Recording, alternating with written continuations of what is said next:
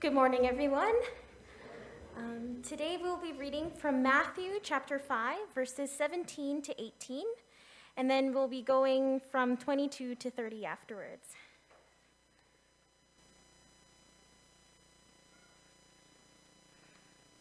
Buenos días, la lectura de hoy es Mateo 5 del 17 al 18 y Mateo 5 del 22 al 30. So starting from Matthew chapter 5, verses 17 to 18. Empezando por Mateo 5, 17 al 18. Do not think that I came No to destroy penséis the que he law or venido the para prophets. abrogar la ley, I did not come to destroy, la but ley to o los fulfill. profetas. No he venido para abrogar, sino para cumplir.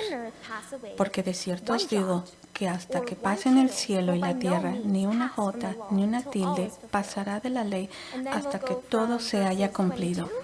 Vayamos a Mateo 5, del 22 al 30. Pero yo os digo que cualquiera que se enoje contra su hermano será culpable de juicio, y cualquiera que diga necio a su hermano será culpable ante el concilio, y cualquiera que le diga fatuo quedará expuesto al infierno de fuego. Por tanto, si traes tu ofrenda al altar y allí te acuerdas de que tu hermano tiene algo contra ti, deja allí tu ofrenda delante del altar y anda, reconcíliate primero con tu hermano y entonces ven y presenta tu ofrenda. Ponte de acuerdo con tu adversario pronto, entre tanto que estás con él en el camino. No sea que el adversario te entregue al juez y el juez al alguacil y seas echado a la cárcel. De cierto te digo que no saldrás de allí hasta que pagues el último cuadrante. Oísteis que fue dicho, no cometerás adulterio, pero yo os digo que cualquiera que mira a una mujer para codiciarla, ya adulteró con ella en su corazón. Por tanto, si tu ojo derecho te es ocasión de caer, sácalo y échalo de ti, pues mejor te es que se pierda uno de tus miembros y no que todo tu cuerpo sea echado al infierno. Y si tu mano derecha te es ocasión de caer, córtala y échala de ti, pues mejor te es que se pierda uno de tus miembros y no que todo tu cuerpo sea echado al infierno.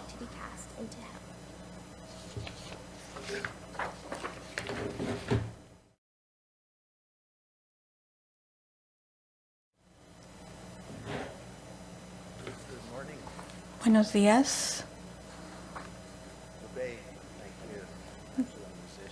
Gracias a nuestra hermana y a nuestros hermanos músicos por las alabanzas. Damos gracias por tomar el tiempo y venir a adorar a nuestro Dios y venir a ver a nuestros hermanos y levantar el nombre de Jesús.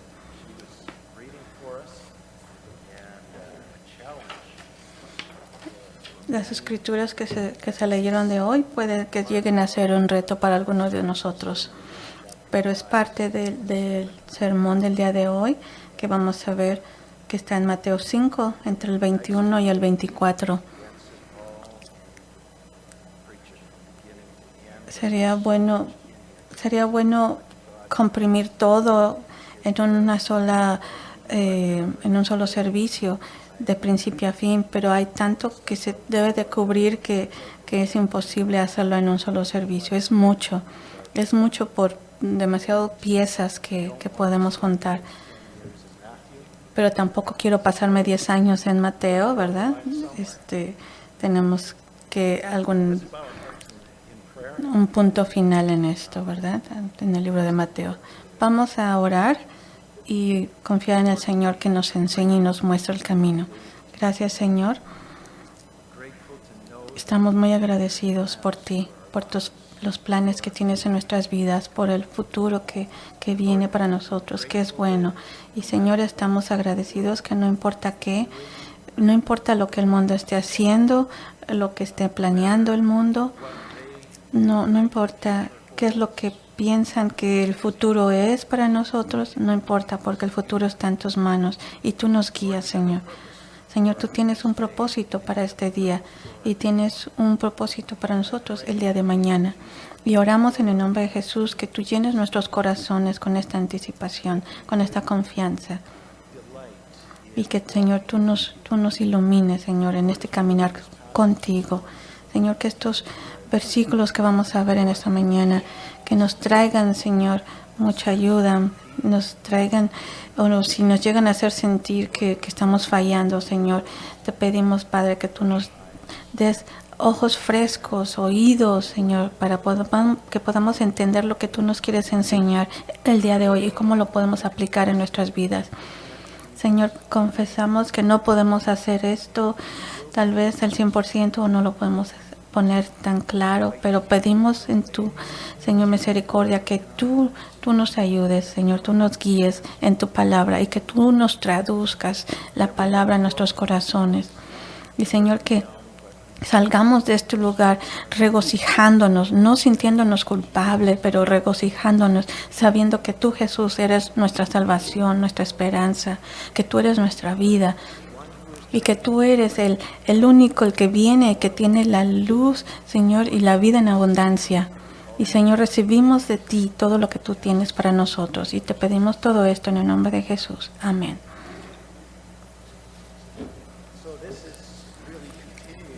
Esto es la continuación de lo que vimos la semana pasada. Si se recuerdan un poquito lo que vimos la semana pasada acerca de la ley siendo la gloria de Dios, el carácter de Dios, y Jesús no vino a demolerla, a modificarla. No, Él vino, está declarando que Él vino a cumplirla. Y vamos a continuar. En Mateo 5, 21-22 dice, rápidamente, habéis oído que se dijo a los antiguos, no matarás, y cualquiera que matare será culpable de juicio. Pero yo os digo que cualquiera que se enoje contra su hermano sin causa estará en peligro de juicio, y cualquiera que diga a su hermano, fatuo, estará en peligro del concilio, pero cualquiera que diga necio estará en peligro del fuego del infierno.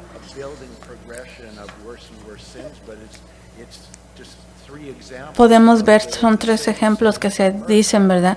Lo que lleva al pecado lleva a la muerte. Y Dios está tratando de limitar esto, ¿verdad? Que está diciendo acerca del pecado. Pero Jesús trae aquí el verdadero significado de lo que significa la ley.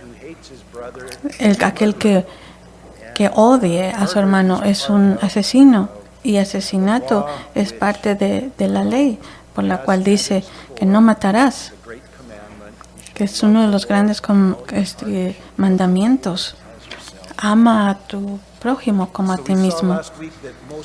Así que vimos la semana pasada que la mayoría de los crímenes de los que Dios considera asesinato se cometen con nuestra lengua, cuando no amamos a nuestro hermano o hermana.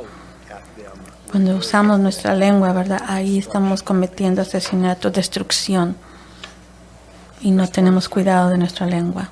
Mateo 5, 23, 24. Por tanto, si traes tu ofrenda al altar y allí te acuerdas de que tu hermano tiene algo contra ti, deja tu ofrenda allí delante del altar y vete. Primero, reconcíliate con tu hermano y luego ven y presenta tu ofrenda.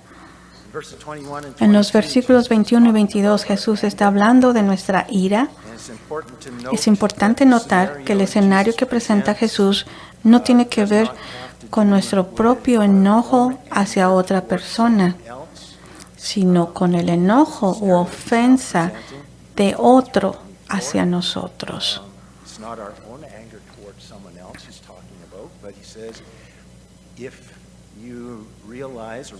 Dice, ¿verdad? Si te das cuenta o si ves, es tu hermano. Si tu hermano está enojado, tu vecino está enojado contigo. No solo somos responsables de lidiar con nuestras propias actitudes asesinas, sino que también tenemos que tomar la iniciativa para reconciliarnos con otros que están enojados con nosotros. Nos está haciendo ver que, tal vez estamos bien, pero alguien más está enojado conmigo. Y yo tengo que ver eso. Yo soy responsable de reconciliarme con esa persona.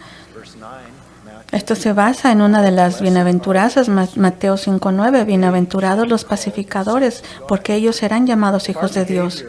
Si nuestro comportamiento ha ofendido a alguien más y está enojado con nosotros, ya sea que esté justificado o no, este es un asunto muy serio al que se le debe de dar prioridad. No importa si está enojado y está justificado, no importa si pensamos que no es algo muy grande, no importa. Esto es muy serio y debemos de tomarle prioridad. ¿Cuán importante es nuestra reconciliación con un hermano o hermana ofendido? ¿Podemos esperar? ¿Lo hacemos si se presenta la oportunidad? ¿Qué hacemos? ¿Cuándo hacerlo? Vamos a Mateo 18, 6, 7. Aquí vamos a ver cuándo debemos hacerlo. Mateo 18, 6, 7. Cualquiera que haga pecar a uno de estos pequeños que creen en mí, es decir, enojarse con ustedes de la manera descrita la semana pasada, ¿verdad? Es pecado. Un ejemplo de pecado es enojarse, estar enojado con otros. Eso es pecado. Y tal vez lo que tú has hecho ha causado que otros se enojen, ¿verdad? No sé, puede ser que estén tan enojados contigo que quieren que ya no existas tal vez. ¿Pero qué dice Jesús? Cualquiera que haga pecar a uno de estos pequeños que creen en mí, mejor le fuera si se le rompiera una piedra de molino, colgaba de su cuello y se ahogaron en lo profundo del mar. Ay del mundo por las ofensas, porque es necesario que se vengan tropiezos, pero ay de aquel hombre por quien viene el tropiezo. Reconciliarse con alguien que está molesto con nosotros debe ser un asunto urgente. No lo posponga y no se limite a orar solamente por ello. Dios ya nos ha dicho qué hacer al respecto. Tenemos que darle prioridad y hacerlo pronto. No espere, ni espere por una oportunidad. Usted búsquela. Es una también dice, deja todo, deja tu ofrenda, ¿verdad? Vayamos a Efesios 4, 26, 27. Enseña que los problemas de ira deben abordarse el mismo día si es posible. Vemos en Efesios, no se ponga el sol sobre vuestro enojo, ni des lugar al diablo. Quiere decir hoy, lidia con él hoy, de inmediato. En Mateo 5, 23 y 24, Jesús nos dice que la reconciliación con nuestro hermano o hermana en Cristo tiene prioridad sobre nuestra adoración. Porque hasta que no hayamos procurado restaurar la comunión con nuestro hermano o hermana, no podemos disfrutar de la comunión en el Señor completamente. Porque vienes tú a Él, pero tienes algo más que necesitas arreglar, ve y hazlo primero, reconcíliate con tu hermano y después vienes. Mateo 5, 23, 24. Por tanto, si traes tu ofrenda al altar, el altar le llama al reino. Interesante cómo le llama al altar. Es como un milenio. La implicación es que vamos a adorarle en el reino. Eso le llama al altar. Y allí te acuerdas de que tu hermano tiene algo contra ti. Deja tu ofrenda allí delante del altar y vete. Primero reconcíliate con tu hermano y luego ven y presenta tu ofrenda. Vemos un principio similar declarado aquí en Amós. Amós es un profeta. Vayamos a Amós, Antiguo Testamento. Capítulo 5, del 22 al 24. Amós 5, 22 al 24. Dios hablando a través del profeta. Aunque me ofrecieres holocaustos y vuestras ofrendas de cereal, no las aceptaré, ni tendré en cuenta vuestros engordados sacrificios de paz. Apartad de mí el estruendo de vuestros cantos, porque no oiré la melodía de vuestros instrumentos de cuerda. Pero corra el derecho como las aguas y la justicia como impetuoso arroyo. Primero, reconcíliate con ellos, con los que están bien. Luego ven y adórame. Eso es lo que dice el Señor. Arregla todos tus problemas. porque de otra forma la alabanza no es aceptable. De nuevo, vemos este principio aplicado a la comunión, la Santa Cena. Vayamos a 1 Corintios 11, 27 al 30. 1 Corintios, capítulo 11, versículos del 27 al 30. Habla acerca de la Santa Cena.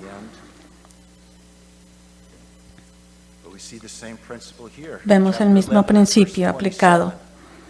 Dice,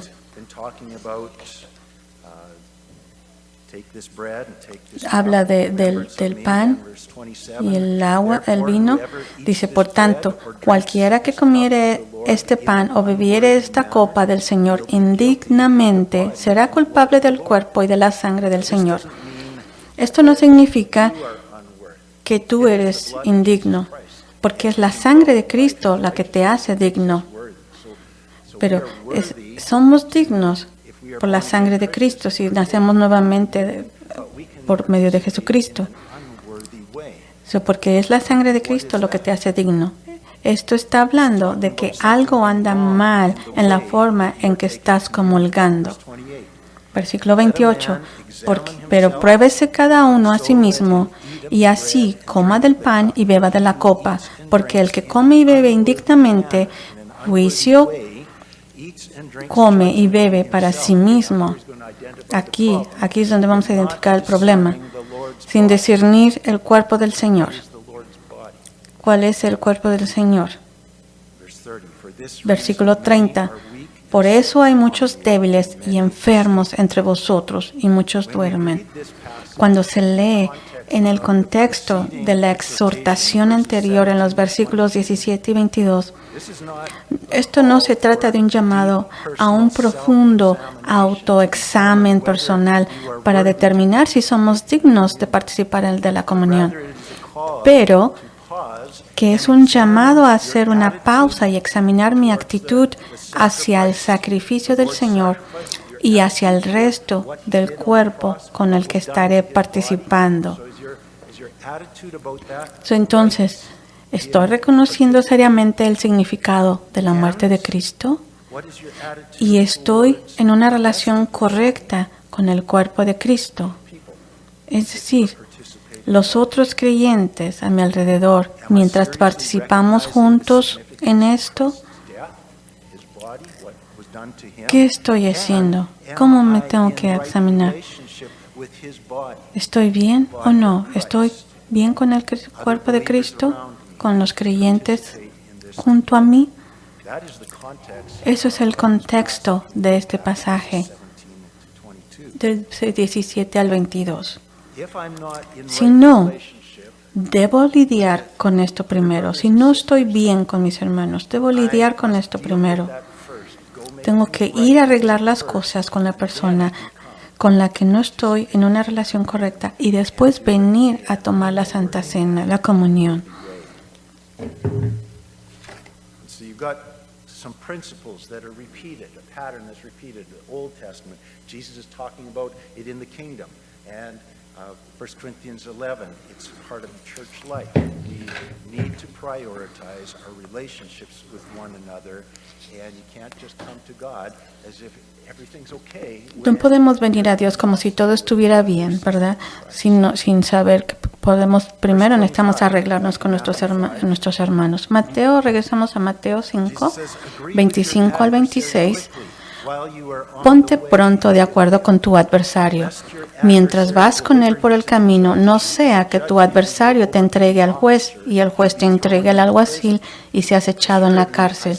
De cierto os digo que no saldréis de allí hasta que paguéis el último denario. Este principio de trabajar para resolver la ira se aplica también a nuestros enemigos. También, tanto enemigos como nuestros hermanos. En este escenario, debes algo de dinero, es el ejemplo, ¿verdad? Si debes algo de dinero, o al menos tu adversario cree que le debes y está enojado por eso y te lleva a los tribunales. Pueden decir, yo no te debo nada, sí me debes. El adversario dice que sí le debes, entonces te lleva a tribunales. Y está enojado. Los ciudadanos del reino de los cielos tratan de hacer las paces y resolver el problema pacíficamente antes de que terminen los tribunales.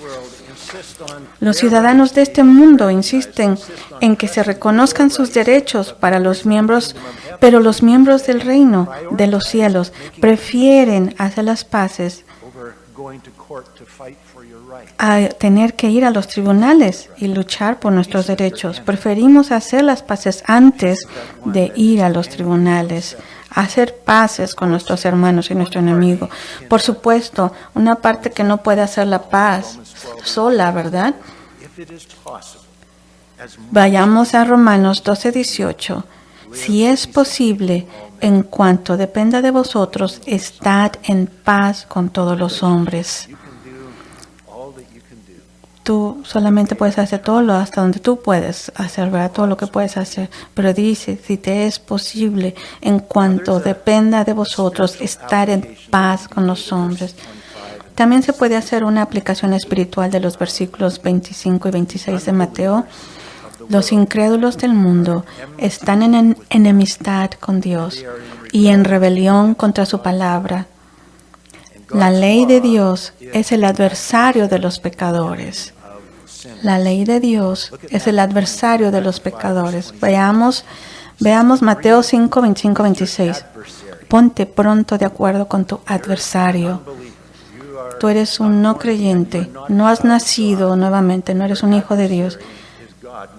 Tu adversario es Dios, que estás en violación ante su ley. Y mientras vas con él por el camino, no sea que tu adversario te entregue al juez y el juez te entregue al alguacil y seas echado en la cárcel.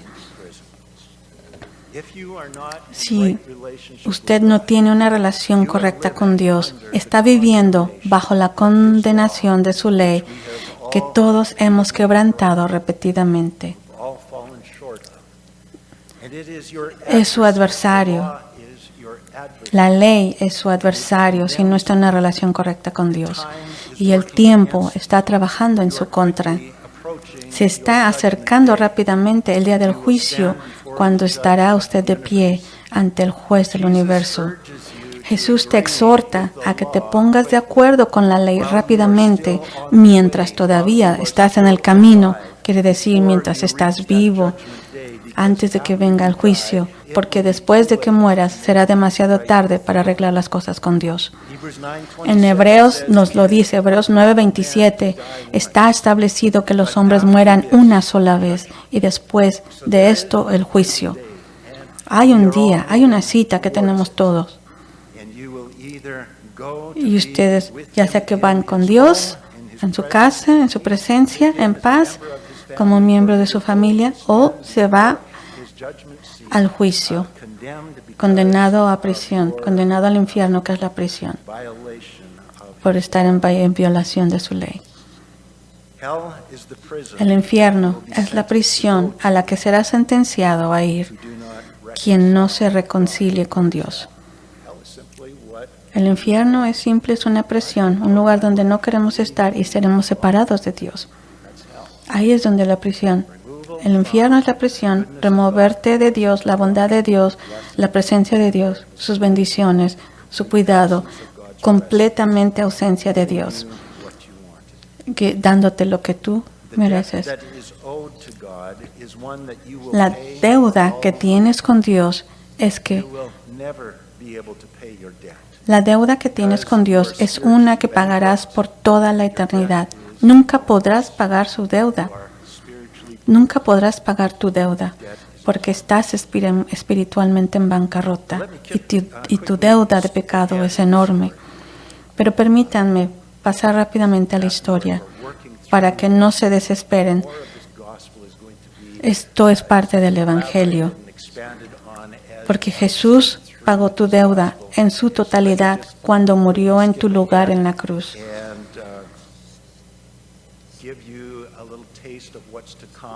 Vamos a darle una prueba de lo que viene, lo que está por venir. Jesucristo ha pagado tu deuda completamente cuando Él murió en tu lugar en la cruz. Tú tenías una deuda que era por eternidad en el infierno y que nunca podrías pagarla. Jesus paid it in. Pero Jesús la pagó completamente He rose toda. again from the dead. Y Él resucitó de entre los muertos. Y Él perdonará tu pecado y quitará la enemistad que hay entre ti y Él mismo. Y Él te recibirá como un miembro de su familia. What do you do to ¿Qué debe hacer para estar bien con Dios? ¿Qué debemos hacer para estar bien con Dios? El mensaje de Jesús ha sido el arrepentimiento. Eso significa que debes estar de acuerdo con su ley, que eres un pecador, que no has alcanzado el carácter de Dios a cuya imagen has sido creado y que te arrepientes de tu pecado. character you are to be like? Que Dios es el carácter al que tienes que seguir y ser imagen y semejanza en cual te ha creado, y te arrepientes de tu pecado y que reconoces que eres pobre en espíritu, lo que significa que no hay nada que puedas hacer para cambiarte a ti mismo o para salvarte del juicio de Dios. No hay nada que tú puedas hacer por ti mismo, cambiarte ni salvarte a ti mismo del juicio de Dios. Eso es parte del arrepentimiento y creer que Jesucristo, que es Dios y hombre, vino a cumplir la ley y a librarnos de la pena de haber faltado, de haber fallado, de no ser justificados, porque Jesucristo ha venido a pagarlo todo. Tú no puedes, pero Él sí puede. Y Él vino a hacerlo.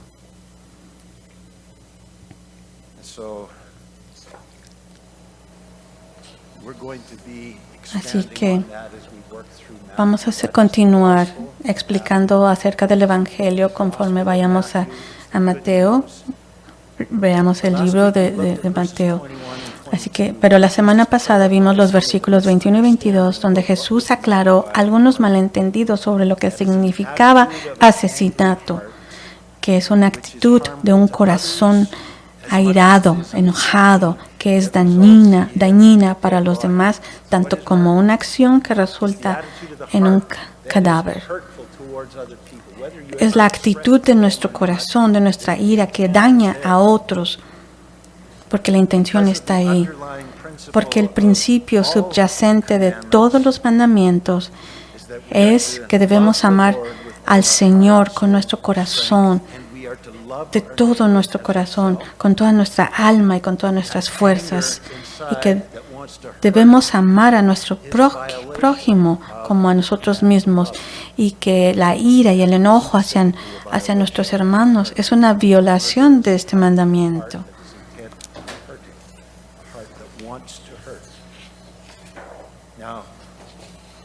Ahora, hoy, vamos a continuar viendo esto, ¿verdad? Pero debido a que controlar nuestros pensamientos es mucho más difícil que controlar nuestras acciones, lo cual es bastante difícil. Los humanos tendemos a reducir las leyes de Dios al mínimo. Generalmente ignoramos la aplicación de la ley y la condición de nuestros corazones. Dios nos dice, es tu corazón lo estás dañando y estás dañando a otros. La muerte es últimamente a lo que lleva esta ira y este enojo. Es la condición del corazón. Así que vayamos ahora brevemente para el segundo de los mandamientos que aclara Jesús. Estamos reduciendo esto al mero mínimo de todas las leyes. Pero aquí aclara el segundo mandamiento Jesús. Mateo 5:27. Oísteis que fue dicho a los antiguos, no cometerás adulterio. Pero Jesús no vino a diluir o a debilitar la intención original de Dios para nosotros los seres humanos, pero es mostrar con precisión su carácter. Para nosotros como ver y actuar como Dios, vernos como Dios. Y nuestras actitudes en nuestro corazón. Pero Jesús está reafirmando el verdadero significado de la ley, elevándola al nivel de excelencia moral que le corresponde. Y luego declara que esta es la imagen de Dios a la que ha venido a restaurar a la humanidad. Ya vamos para las nuevas noticias, ya estamos viendo las buenas noticias. Nosotros no podemos hacerlo, Señor. Nosotros, las expectativas son muy altas, no podemos hacerlo. Pero dice Jesús, no te preocupes, yo vengo por ti y a salvarte.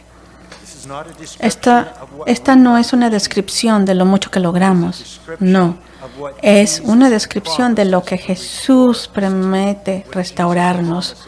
Jesús nos promete que Él dice, yo he venido para que tú puedas tener vida y la puedas tener en abundancia, más en abundante de lo que hayas tenido antes. Estas son las buenas noticias del reino de Dios. Entonces, ¿por qué la ley dice no cometerás adulterio? Bueno, puedes decir, no es bueno para ti, no es bueno para los demás, daña, no es bueno para tu matrimonio, por todas estas cosas. En realidad, es mucho más que todo eso conectado y relacionado con Dios. ¿Cómo? ¿En qué manera? La ley en realidad condena todo acto sexual fuera del matrimonio. La ley condena todo acto sexual fuera del matrimonio. El sexo en el matrimonio es bueno, pero la ley condena todo tipo de sexo fuera del matrimonio. ¿Por qué? Esto se debe a que Dios diseñó el sexo para un propósito específico. Lo diseñó para comunicar algo acerca de Dios como fuente de vida y placer, de gozo, de placer. En su presencia es digno de gozo. Vayamos a Efesios 5, 31 al 32. Efesios 5, 31 al 32.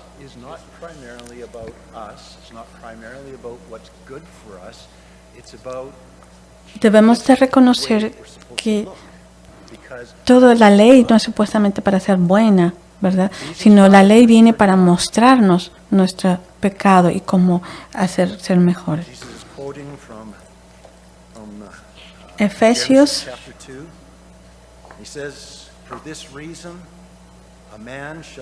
Efesios 5, 31 al 32. Por tanto, dejará el hombre a su padre y a su madre, y se unirá a su mujer, y los dos serán una sola carne, refiriéndose a Adán y Eva. Gran misterio este es, pero yo hablo acerca de Cristo y de la iglesia. ¿Qué es lo que le preocupa a Jesús? Dice, el hombre dejará a su padre y su madre y se unirá a su mujer y los dos serán una sola carne.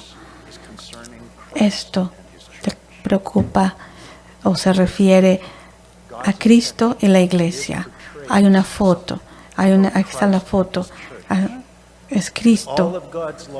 El gran misterio es este, que habla a Dios acerca de Cristo y de la iglesia. Todas las leyes de Dios son una descripción de algún aspecto de Dios, pero como nos dice en Efesios 5:32, la relación sexual entre un hombre y una mujer debe ser un reflejo físico de la unión espiritual entre Jesucristo y su novia. ¿Quién es la novia? Nosotros, la iglesia. El adulterio sexual contra nuestro cónyuge es el paralelo de la idolatría espiritual contra nuestro Dios. Por lo tanto, el sexo fuera del matrimonio está mal porque tergiversa la verdad de que no podemos tener unión o intimidad con Cristo sin antes entrar en un pacto de fe con Él. No puedes experimentar las bendiciones y el privilegio de ser un hijo de Dios, ser un cristiano, ser parte de la iglesia, a menos que tú entres entre un convenio con Jesucristo. No importa qué tan religioso seas, o cuánto diga que amas a Dios, o qué tan seguido asistas a la iglesia, o qué tan cerca estés de tomar una decisión por Cristo. Permaneces separado de Dios y no puedes tener intimidad con Él hasta que realmente entres en pacto con Jesucristo por fe, por medio de su sangre. Hasta que estés listo para abandonar tu antigua vida de independencia de Dios, hasta que estés listo de dejar tu vida antigua, tu vida vieja, y estar alejado de Dios y someterse a autoridad, que quiere decir arrepentimiento, y someterse a su autoridad, no podrás disfrutar de las ventajas y bendiciones de su vida salvadora, ni ser parte de la familia de Dios. Tienes que entrar a este convenio, tienes que someterse a su autoridad. El pacto del matrimonio simboliza la relación de pacto de Dios con su novia, la iglesia, y tener la experiencia, ¿verdad? Y disfrutar las bendiciones.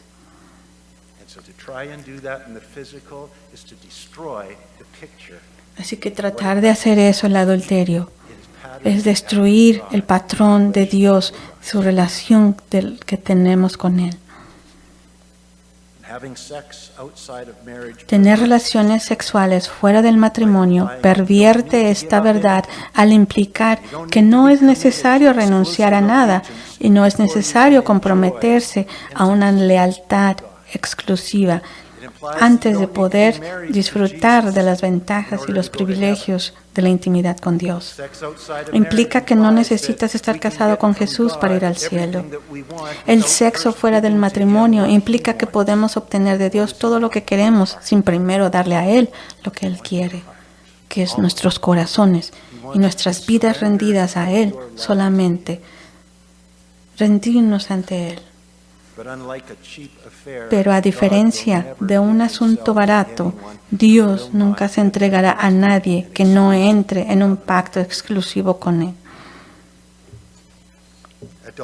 El adulterio está mal, en parte porque viola la fidelidad del matrimonio supremo entre Cristo y su novia, la iglesia, que debemos reflejar en nuestro pacto matrimonial.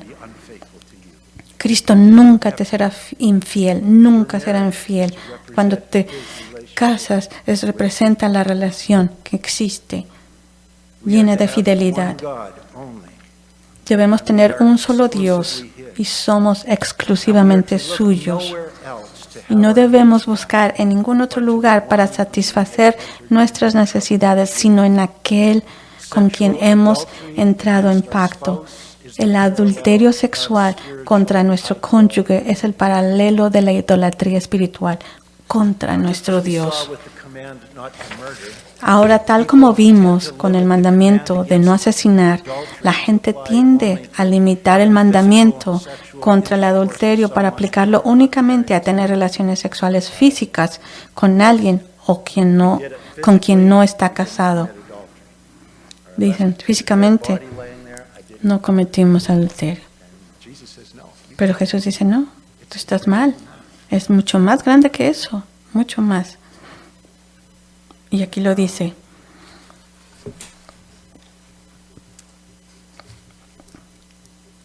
En Mateo 5:28 lo dice. Pero yo os digo, empieza con el pero yo os digo, tienes en tu mente algo físico, ¿verdad? Hacer relaciones sexuales con alguien.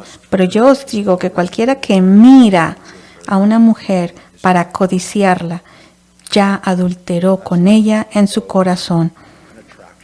No está hablando aquí de una atracción, pero es reconocer la hermosura. Pero está viendo entretener la mente. ¿Qué puede ser? Codiciarla. Simplemente ver y codiciar, ya entreteniéndote a ti mismo, ahí ya estás adulterando. Note que Jesús no dice que los pensamientos lujuriosos estén mal porque pueden conducir al adulterio. Jesús dice que la lujuria secreta y escondida del corazón es el adulterio. Es lo que hay en tu corazón y en tu mente. La lujuria secreta y escondida del corazón es el adulterio. Es adulterio. Es la misma cosa. No solamente sexualmente, físicamente. La ley no solo revela que lo que hacemos por fuera está mal, sino que expone el hecho de los que somos por dentro es incapaz de hacer lo correcto. El problema no es solo el asesinato, sino la ira, ¿verdad? Es no solamente el adulterio lo que nos condena, sino la lujuria.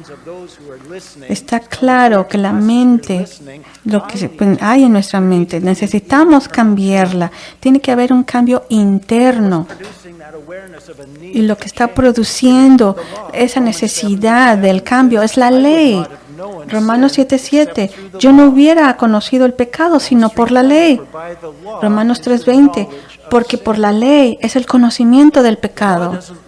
La ley no nos hace pecadores, pero nos hace conscientes de nuestra incapacidad para reflejar el carácter de Dios y cambiar nuestra vida, hacernos pensar qué está pasando. Y dice, la ley te dice, esta es la forma en que tú deberías de hacer y mira cómo estás. Ese es el propósito de la ley, que nos llame la atención de lo que estamos haciendo. Y al elevar el nivel y aclarar la verdadera intención y el significado de la ley, Jesús estaba obligando a sus discípulos a llegar a la conclusión honesta de que la vida que Dios requiere de nosotros es imposible. Imposible. Jesús, si eso es lo que es, si eso es lo que requiere, yo renuncio, no puedo hacerlo. Gracias a Dios. La ley ha completado su propósito con Jesucristo. Porque la ley solamente dice, trata más fuerte, inténtalo más fuerte, tú, inténtalo, tú puedes hacerlo. Pero Jesús dice, no, aún hay más, no puedes. Tu carne no te lo permite, no tienes lo que se debe de tomar, no tienes la capacidad de cumplir toda esta ley. Estamos cortos ante la gloria de Dios. Y por si acaso no vemos aquí el mensaje, el punto principal. Aquí en Mateo 5:29-30 dice, si tu ojo derecho te hace pecar, es decir, mirar a una mujer, ¿verdad? Al mirar con lujuria a una mujer, o al mirar pornografía, etc. Si tu ojo te hace pecar, sácalo y échalo de ti, porque más provechoso te es que se pierda uno de tus miembros, que todo tu cuerpo sea echado al infierno. Este versículo es lo que piensan para aquellos que piensan que pueden tener control de todo por sus propios esfuerzos, de todo. Esto es muy serio. Esto es serio para que no te vayas al infierno. Quítate mejor el ojo que arriesgarte a irte completito al infierno. Y dices, este es un contexto. Dices, ¿esto es la solución? No, todavía te queda un ojo.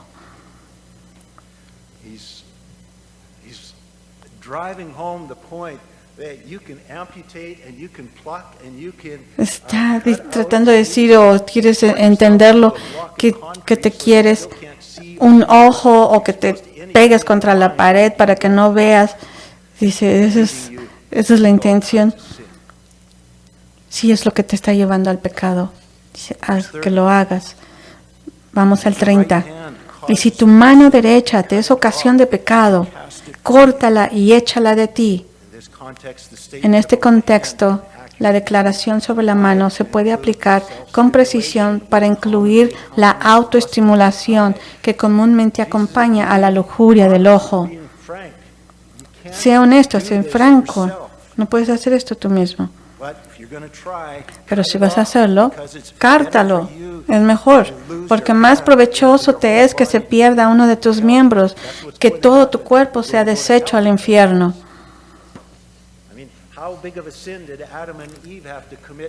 ¿Qué tan grande pecado debió haber cometido Adán y Eva para ser mandados al infierno?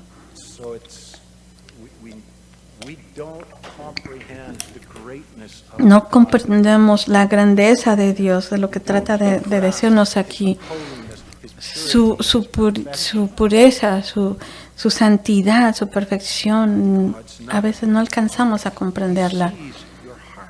Él ve tu corazón, Él ve adentro de tu corazón. Lo estás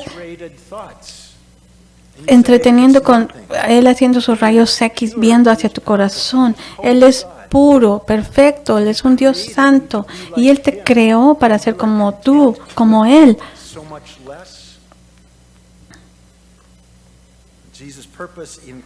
El propósito de Jesucristo en clarificar la ley para ellos era para decir de alguna forma que no hay control, no podemos tener el control sobre nosotros mismos. Algunos pensarían que serían suficientemente buenos siguiendo la ley para irse al paraíso y Jesús dijo, no, esto es imposible. Ahora dice, de alguna forma tenemos que vivir como Jesucristo para poder estar en estos estándares. Sin Él es imposible, sin Jesucristo es imposible. Por 1400 años intentó mantener la ley de Moisés hasta que Jesús vino. Y ninguno de ellos fueron posibles que siguieran la ley.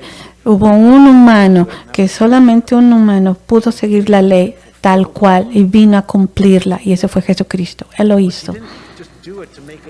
Pero Él no solamente lo hizo para hacernos todos sentir mal.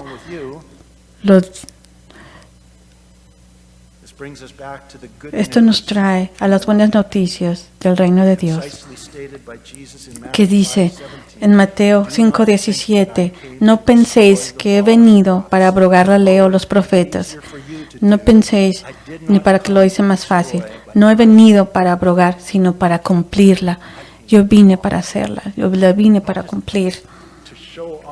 No nomás para mostrarte y presumirte que yo sí puedo, no, sino para que te des cuenta. No la vino a abrogar, no la vino a hacer más simple. Sería imposible. 1400 años. Sería imposible para nosotros hacerlas como seres humanos. Pero la buena noticia, el reino de Dios es que Dios, Jesús, totalmente Dios, totalmente Jesús, Jesucristo. Aquí viene la profecía, la vimos la semana pasada, que vino Él a hacerla. Que vino en Ezequiel. Dice, yo he puesto mi espíritu en ti. Él prometió de poner su espíritu, su vida en nosotros y causarnos. Vive un espíritu en ti con poder y te causa que camines en mis estatutos. Y tú mantendrás mis estatutos, su ley. Tú podrás vivir bien como Dios pide, de acuerdo a mi carácter, no a mi carácter como humano, sino al carácter de Dios. Y las leyes del Viejo Testamento, Jesús las ha reafirmado. Él no las redujo, pero las cumplió y trajo aún más.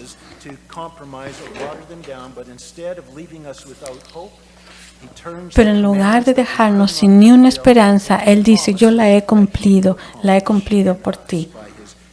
Y nosotros la podemos hacer por medio de Él. Vayamos a Colosenses 1:25. Colosenses 1:25. Es Pablo hablando. Me convertí en ministro para cumplir o dar a conocer plenamente la palabra de Dios. 26. El misterio que ha estado oculto desde los siglos y generaciones. Los creyentes. Hay un misterio oculto en el Viejo Testamento, que no sabían en el Antiguo Testamento. No sabían nada de eso, pero ahora ha sido revelado en el Nuevo Testamento. Pero ahora, ¿verdad? Ha sido revelado a los santos, que es el Nuevo Testamento. A ellos Dios quiso dar a conocer cuáles son las riquezas de este misterio que es Cristo en vosotros, la esperanza en gloria. Gloria es el carácter de Dios. ¿Cuál es tu esperanza?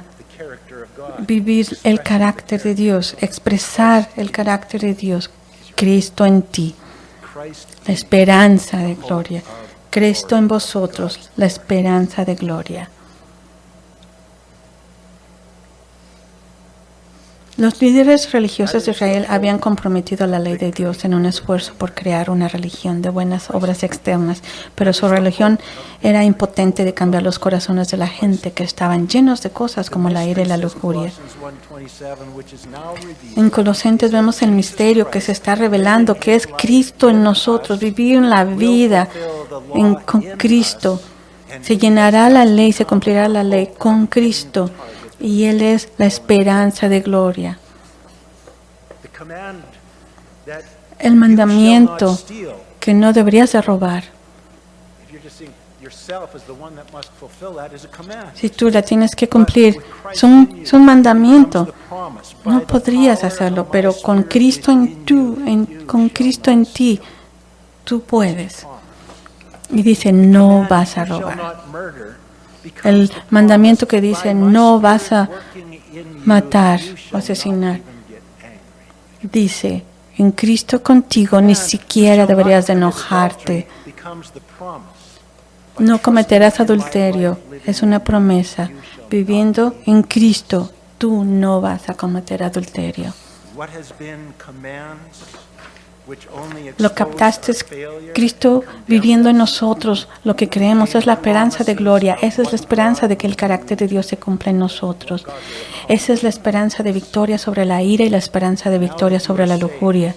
El misterio dice Colosenses 1:27, que ahora se revela que es Jesucristo, viviendo en su vida, en tu vida, en nosotros, cumplirá la ley en nosotros. Y así se ha convertido en nuestra esperanza para dar en el blanco que no hemos alcanzado. Aquí está la profecía de Jesús, vino a cumplir en Ezequiel nuevamente. Pondré mi espíritu dentro de ti y te haré. El espíritu que viene en ti te motivará y empoderará para que andes en mis estatutos y guardes mis estatutos. Por lo tanto, todas las demandas de ley bajo el Antiguo Testamento han sido afirmadas por Jesús. Han sido elevadas al lugar alto e intransigente al que pertenecen. Se niega a comprometerlos o diluirlos. Pero en lugar de dejarnos sin esperanza, Él convierte los mandamientos que no pudimos cumplir en promesas que Él cumplirá en nosotros por su Espíritu viviendo en nosotros. El mandamiento no robarás se convierte en la promesa por el poder de mi espíritu dentro de ti. No robarás. El mandato no matarás se convierte en la promesa por mi espíritu obrando en ti. Ni siquiera te enojarás. El mandamiento no cometerás adulterio se convierte en la promesa al confiar en mi vida viviendo en ti. Ni siquiera codiciarás. Si lo que habían sido mandamientos que solo exponían nuestro fracaso y nos condenaban, se convirtieron en promesas de lo que Dios cumplirá en nosotros. Bajo el nuevo pacto, nuestra justicia no depende de lo que hacemos por Dios.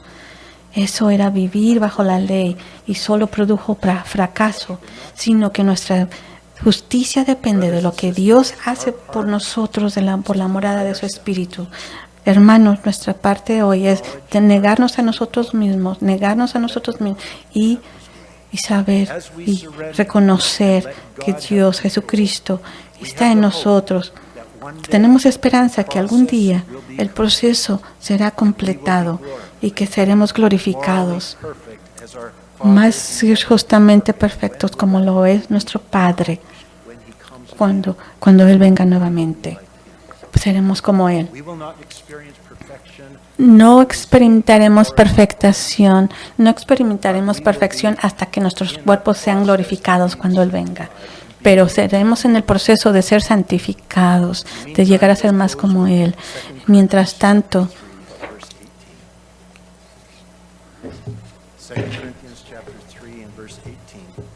los dejo con 2 Corintios 3:18.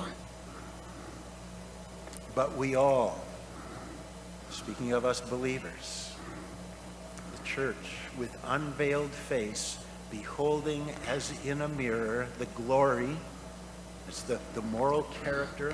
Por tanto, Segunda de Corintios 3:18, por tanto nosotros todos, mirando a cara descubierta, como un espejo, la gloria del Señor, somos transformados de gloria en gloria en la misma imagen, como por el Espíritu del Señor. Somos transformados ¿en qué? En la misma imagen. Gracias, Señor. Fuimos creados a la imagen de Dios. Somos cortos a Él en esta vida, pero seremos transformados en su misma imagen, en la imagen de Dios, en el carácter de Dios, de gloria en gloria, como por el Espíritu del Señor. Él lo está haciendo, lo está haciendo. Él, el que ha iniciado la buena obra, la completará. Hasta el día que venga Jesucristo, viene por su iglesia y vamos a recibir un cuerpo glorificado. Significa que se ha terminado, se ha completado. Seremos como Él. Aleluya. Gracias a Dios. Oremos. Gracias, Padre. Gracias por tu palabra, por tus promesas, Señor. Y pedimos, Padre, que tú nos causes, que podamos confiar en ti, Señor, y cedernos a ti, entregarnos a ti y parar de tratar de controlar nuestras vidas y manipularlas. Señor, ¿quieres mandarme a un lugar que yo no quiero ir? Me tengo que entregar a ti. ¿Me quieres usar y yo no quiero ser usado? Me entrego a ti. Tú tienes un plan. Creo que tienes un plan para mí. Me temo que así es y yo no lo quiero. Pero me entrego a ti. Señor, mi temor de que hay mal en mí. Un pecado que hay en mí. No creer. Tú me dices en tu palabra que tú eres la luz y que, Señor, podemos llegar a confiar en ti y entregarnos a ti. Entregar nuestros pensamientos, Señor, nuestras acciones, nuestros deseos. Señor, nos entregamos hacia ti. Señor, que tú nos puedas usar, Señor, y nos podamos entregar a tu evangelio, Señor. Y que podamos experimentar, Señor, en tu camino una vida más abundante, llena de bendiciones, Señor. Señor, llena nuestros corazones con fe y confianza en ti en nuestras vidas. Sin ninguna reserva, Señor, que podamos entregarnos a ti. Y pedimos esto en el nombre de Jesucristo. Y oramos, Señor, para que, Señor, tú seamos nosotros la novia, Señor. Oramos para que tú nos puedas causar en nuestros corazones fe y queramos entrar en una relación contigo. Padre, oramos por la salvación. Por la salvación que puedas causar, Señor, que puedas causar arrepentimiento en nuestros corazones, en la rebelión que hay en nuestros corazones, nuestras propias formas de seguir, de pensar, de caminar, de actuar. Señor, las entregamos a ti, que podamos confiar en ti. Y oramos, Padre, que tú nos puedas guiar en tus caminos, Señor. Llévanos a tus caminos, que podamos experimentar la gloria, tu cuidado, tu vida. En el nombre de Jesucristo oramos. Amén.